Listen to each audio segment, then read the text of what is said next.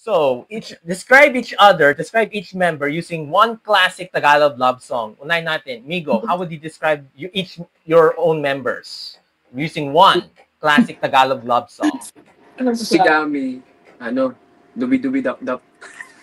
Beep ang sabi ng jeep, right? Kasi makulit, no?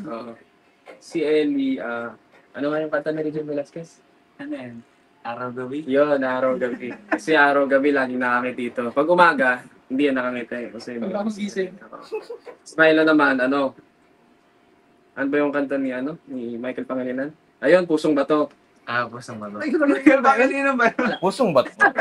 Alon yun, di ba? Alon yung Pusong Bato, yung original. And I don't think may version si Michael Pangilinan as far as I'm concerned.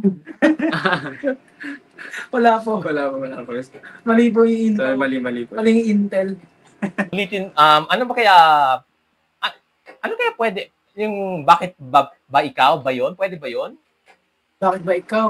Oo, Yeah, Michael Pangilinan. Michael Pangilinan din naman yan. Uy, dapat sa akin yun kasi idol ko si Michael. But Akala ko dapat sa amin, dapat pag si Gami, naisip ko si Michael Pangilinan.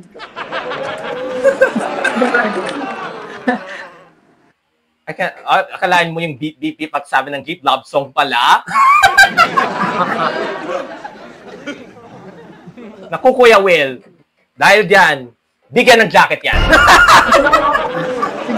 Bigyan ng 5,000. Bigyan ng house na lang. Bigyan ng 1 million. Bigyan ng brand pa. Bigyan ng bokya.